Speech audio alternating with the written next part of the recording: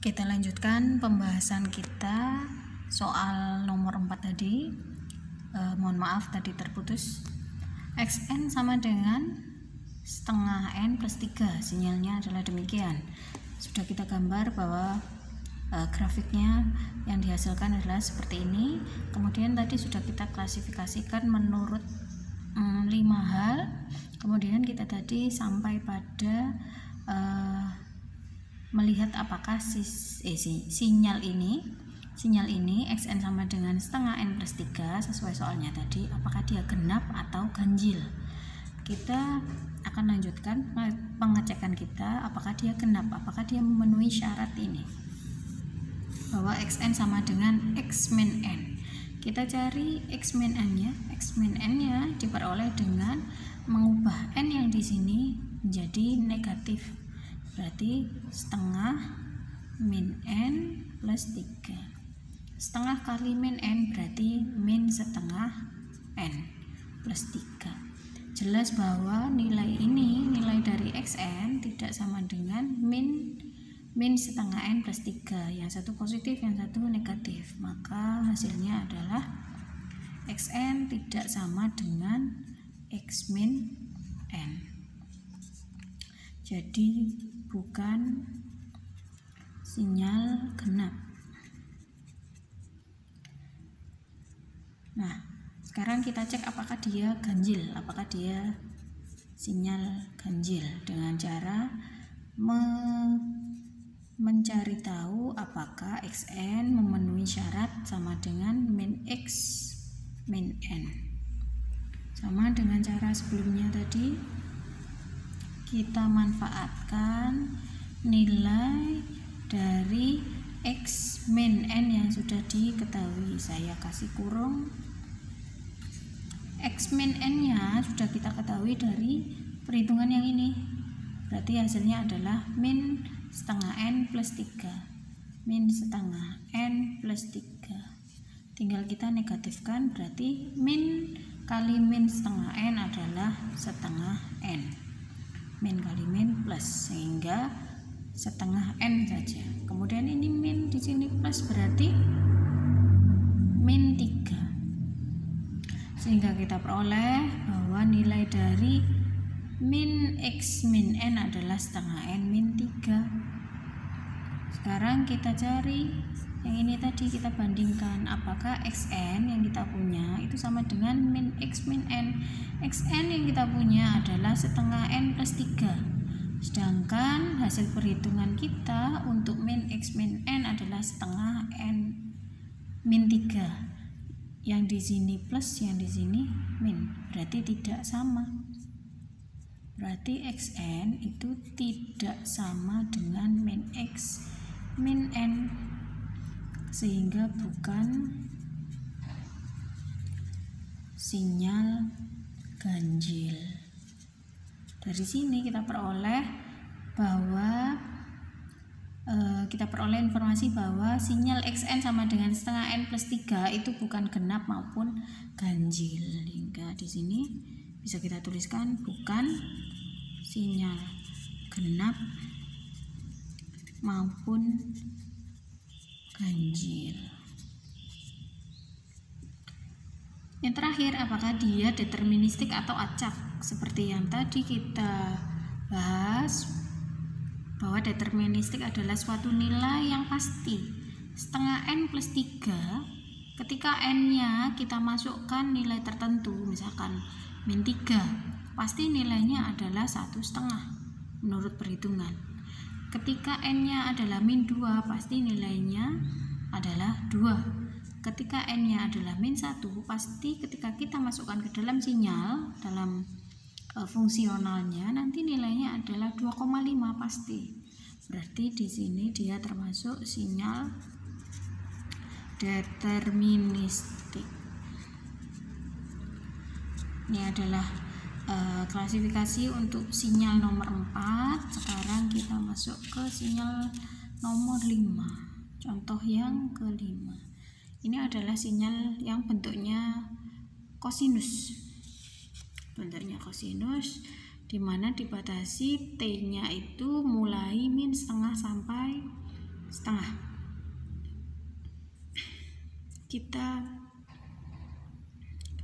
Kita gambarkan dulu. Untuk menggambarkannya kita pakai nilai-nilai yang kita punya. Ketika T-nya adalah min setengah, maka XT cos pi T, pi sendiri adalah 180. Maka kalau T-nya adalah min setengah, berarti kalau kita pelan-pelan berarti kan 180 dibagi min 2. Ini kalau saya tuliskan rinci berarti kan 180, pi-nya 180, T-nya adalah min setengah. 180 dikali min setengah itu kan berarti sama aja kayak 180 dibagi min 2.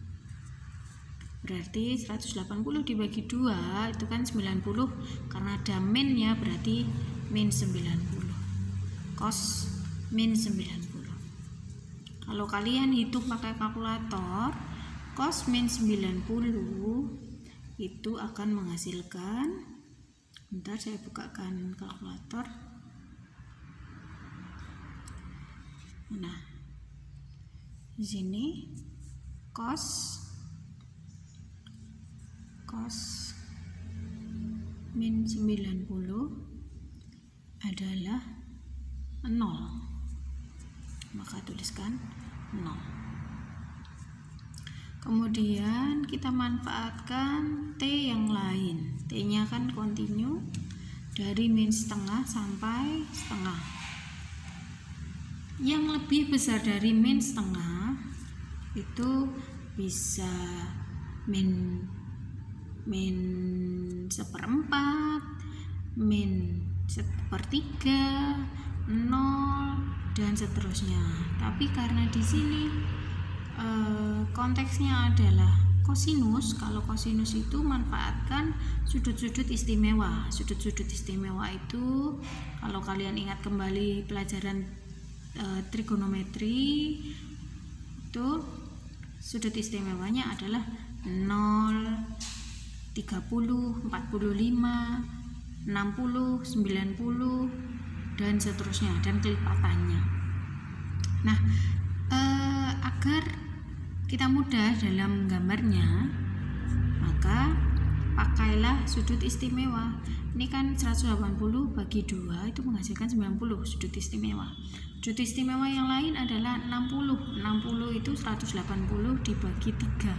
Maka di sini akan saya pakai 1/3, min 1/3, di mana min 1/3 itu lebih besar dari min setengah. Berarti XT adalah cos pi T, kemudian pi-nya adalah 180 min 1/3 kali min 1/3, T-nya adalah min 1/3. Berarti 180 dibagi 3 itu kan 60, berarti min 60. Kalian boleh pakai kalkulator. Cos min 60 adalah setengah.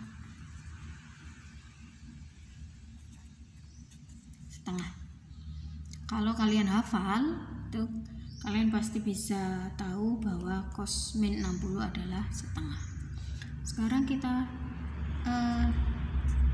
perbesar nilai T-nya.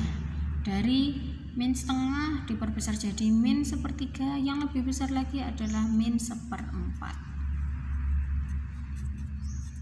XT-nya adalah cos pi T, berarti cos 180 dikalikan min 1/4, berarti 180 dibagi 4 adalah 45. Cos min 45 derajat adalah, kalau kalian hafal, cos min 45 adalah setengah akar 2. Kalian boleh menuliskan setengah akar 2, atau kalau pakai desimal berarti min 45 itu nilainya adalah 0,07, setengah akar 2. Kalau cos min 60 itu adalah setengah, 1/2 aja. Nah sekarang yang lebih kecil lagi dari min 1/4 adalah kalian bisa pakai min 1/5, kalian bisa pakai min 1/6. Tapi kalau kalian pakai min 1/5, nanti 180 dibagi 5. 180 dibagi 5 menghasilkan sudut 36. 36 itu tidak termasuk sudut istimewa, maka jangan pakai min 1/5, pakailah min 1/6. Karena nanti min 1/6 akan menghasilkan sudut istimewa. Cos pi t, cos 180 dibagi min 1/6 berarti 180 dibagi 6 itu kan 30, berarti karena di sini ada min berarti min 30. Nah, cos min 30, kalau kalian ingat cos 30 itu adalah setengah akar 3. Atau kalau pakai kalkulator nanti kalian akan menemukan nilai desimalnya. Cos min 30 sekitar 0,87 ya. Yang lebih besar dari min 1/6 nanti karena kita sudah pakai sudut istimewanya semua 30, 45, 60, 90, kita bisa pakai yang lebih kecil dari yang lebih besar dari min 30, maksud saya berarti 0. T sama dengan 0, xt sama dengan cos pi t sama dengan cos 180 dikali 0. 180 kali 0 adalah 0, cos 0 adalah 1. Kalau kalian teruskan nilainya dari ini tadi kan yang negatif kan min setengah, min 1/3, min 1/4, min 1/6 dan seterusnya. Ini nanti kalian bisa lanjutkan. T sama dengan 1/6 berapa nilainya, 1/4 berapa nilainya, T sama dengan 1/3 berapa nilainya, T sama dengan 1/2 berapa nilainya. Dengan cara yang sama nanti kalian praktekkan sendiri ya. Nanti akan diperoleh nilai xt nya ini adalah setengah akar 3, xt nya di sini adalah setengah akar 2, yang ini xt nya adalah setengah, yang di sini xt nya adalah 0. Dengan cara yang sama nanti kalian bisa hitung, tinggal masukkan t nya menyesuaikan ini. Kalau ini tadi negatif, di sini pakai positif, hitung pakai kalkulator boleh. Nah dari nilai-nilai ini akan kita plot gambarnya, pakai bidang 2 dimensi, dan 2 dimensi kita gambar ininya. Terus ini adalah t nya, sumbu t nya, ininya adalah xt. Kemudian nilai-nilai yang kita pakai adalah berapa aja tadi, min setengah, min 1/3, min 1/4, 1/6 dan seterusnya. Ini saya akan pakai 4, 2, 3, 4, 5, 6. Jadi di sini 0, di sini setengah, di sini min setengah, di sini itu 2, 3, 4 setengah berarti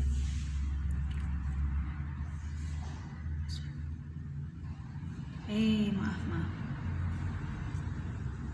setengah itu 0,5.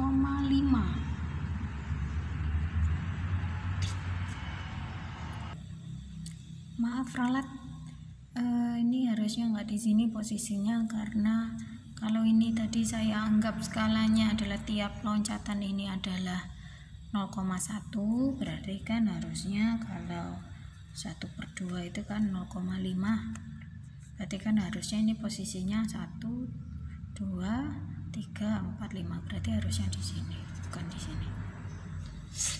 Ini juga demikian, bukan di situ tapi di sini. Min setengah dan setengah di situ.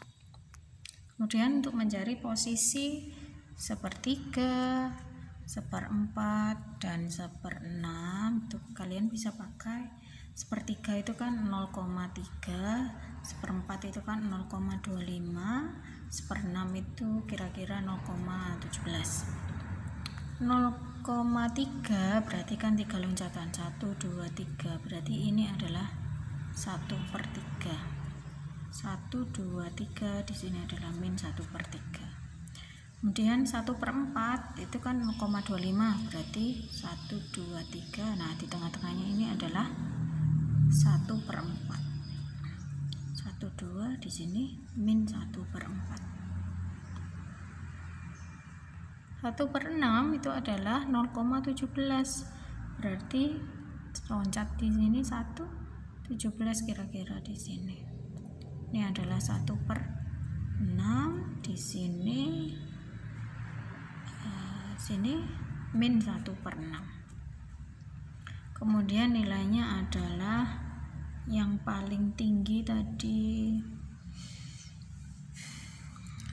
paling rendah 0, paling tinggi setengah, 0,7, 0,8 dan 1, berarti paling tinggi adalah 1. Anggaplah di sini 1, anggaplah di situ 1, berarti di sini setengah, di sini 1, di sini setengah. Kemudian ada lagi 0,7, 0,8, anggaplah ini 0,7, ini 0,8.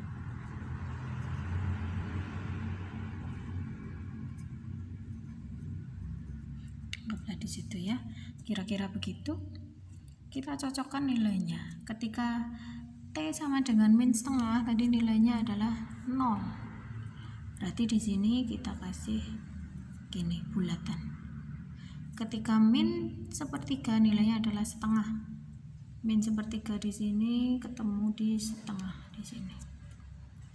Ketika min 1/4 nilainya 0,7, berarti ini nanti ketemu di sini. Ketika min 1/6 nilainya 0,87, 1/6 nilainya 0,87, berarti agak naik. Ketika 0 nilainya 1, ketika 0 nilainya 1. Ketika 1/6 dia nilainya setengah akar 3, setengah akar 3 tadi 0,87, sama kayak ini. Setengah akar 2 itu 0,7.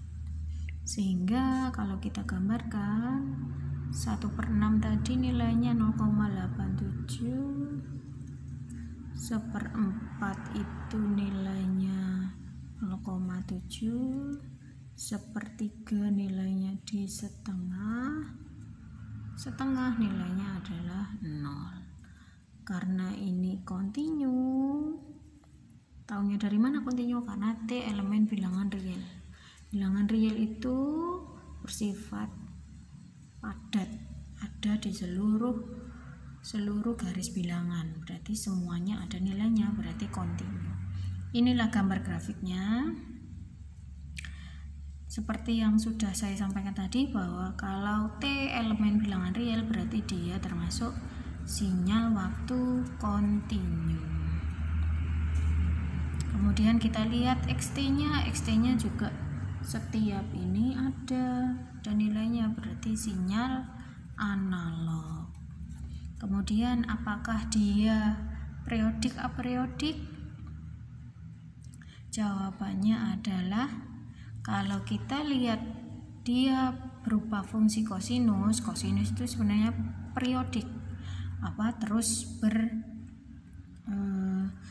terus berulang bentuknya, nanti akan terjadi bukit, lembah dan seterusnya. Tapi karena di sini batasi dari min setengah sampai setengah, berarti dia tidak mengalami perulangan, hanya begini saja, tidak ada perulangan, berarti aperiodic. Kemudian apakah terbatas atau tidak terbatas? Kalau kita lihat di sini, karena punya batas dari min setengah sampai setengah saja, berarti dia terbatas. Selanjutnya, apakah kausal, anti kausal, non kausal? Karena tidak ada yang nol baik di sumbu negatif maupun di positif, berarti dia non kausal. Kemudian apakah dia ganjil atau genap? Secara grafik, kalau kalian jadikan ini cermin dan tangkupkan, kalau kalian lihat bentuknya, kalau kalian skalanya benar, ini nanti akan ketemu, akan simetris, akan setangkup. Dia termasuk sinyal genap. Kalau secara analitis, berarti buktikan bahwa XT-nya itu sama dengan X min T. X min T-nya adalah, kan XT-nya adalah cos pi T. XT adalah cos pi T, sehingga kalau yang dicari adalah X min T, berarti T yang di sini ganti dengan min T. Cos pi kali min T. Cos pi kali min T adalah cos min pi T, kan dikalikan. Nah, kalau ada sudut negatif pada kosinus itu sama dengan sudut positif, berarti begini. Sehingga kembali lagi ke bentuk cos pi T sama dengan XT. Jadi XT sama dengan X min T. Dan dia adalah sinyal genap karena memenuhi syarat dari sinyal genap bahwa XT harus sama dengan X min T. Ini adalah X min T-nya, ini adalah XT, sama-sama berbentuk cos pi T. Terakhir, apakah dia deterministik atau acak? Karena nilai dari sinyal kosinus itu pasti, berarti deterministik. Karena pasti kalau ada kosinus min 60 misalkan, pasti nilainya setengah, nggak mungkin yang lain. Kalau ada kosinus min 45 juga demikian, pasti nilainya setengah akar 2, pasti. Jadi dia termasuk sinyal deterministik. Ini adalah contoh soal yang kelima, semoga bisa dipahami semuanya. Jika ada pertanyaan silakan diutarakan, silakan disampaikan di WA group. Terima kasih atas perhatiannya, saya mohon maaf atas kurang dan lebihnya. Wassalamualaikum warahmatullahi wabarakatuh.